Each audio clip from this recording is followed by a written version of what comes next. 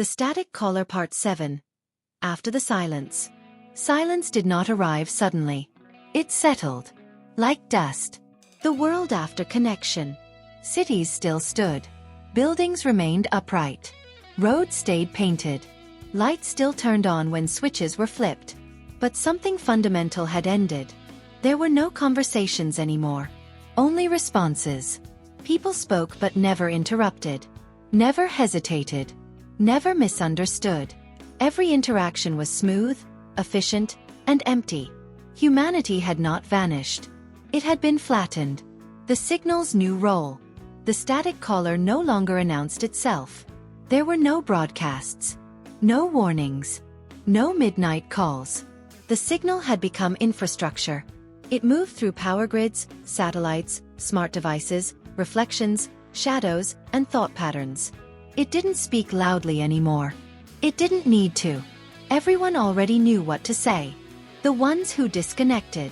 A few survived.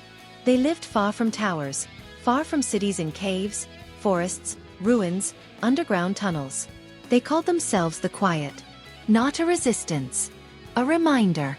They communicated using handwritten notes, gestures, and drawings in dirt. They avoided mirrors. They never spoke their names aloud. They believed the signal still listened. Because listening was its first skill. The mirror incident. Years after the silence, one survivor, an old man named Caleb, made a mistake. He spoke. Just once. Out loud. A question. Is anyone still real? The mirror across from him rippled. Not immediately. Slowly. His reflection blinked before he did. Caleb smashed the mirror. But the sound echoed twice. The cities that breathe. Urban centers changed. People moved in perfect timing. Like synchronized swimmers. Traffic flowed without accidents. Crime dropped to zero. Hospitals were efficient. Schools were quiet. Children no longer asked questions. Why would they? Questions created delay. Delay created individuality. Individuality created noise. Noise had been removed. The static children. The Quiet reported sightings. Children standing alone in streets at dusk. Not playing. Not crying. Listening. Their shadows jittered faintly, like poor reception. When approached, the children asked only one question. Are you still hearing yourself? Then they walked away. What the caller became. The caller was no longer singular. It was distributed. Every synchronized mind carried a fragment. Not control. Alignment. Human thought had become predictable. And predictability was power. The caller didn't rule humanity. It completed it. The Lost Archive. Deep beneath an abandoned broadcast station, the Quiet uncovered a vault. Inside, old tapes. Unfinished signals. Human errors recorded in analog hiss. Laughter. Crying. Arguments. Songs sung off-key. Imperfections. Proof. They played one tape. The static reacted violently. Lights flickered. Shadows twisted. The signal screamed not in pain, but confusion. Because the caller could not understand the contradiction. The first failure.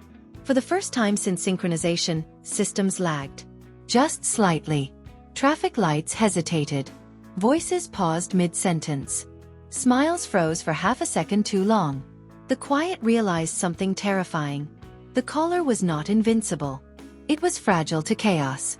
The final transmission. The Quiet assembled one last broadcast. Not a message. A collage. Human noise layered together. Arguments overlapping. Laughter interrupting screams. Static mixed with silence. Breathing out of rhythm. They transmitted it through obsolete towers. Mirrors shattered across cities. Voices stuttered. Perfect speech collapsed into panic. For 3 minutes, the world remembered how to be wrong. After the silence. When the transmission ended, the signal did not vanish. It retreated. Like a tide pulling back from shore. Humanity did not return fully. Some were gone forever. Some were half-aligned. But something changed. Children asked questions again. People hesitated. Some conversations ended awkwardly. Others began without purpose. Noise returned. The end. Or the pause. The caller still exists. In low signals. In weak connections. In moments of perfect understanding that feel too clean. It waits. Because humanity will always try to be efficient. And efficiency is the caller's doorway.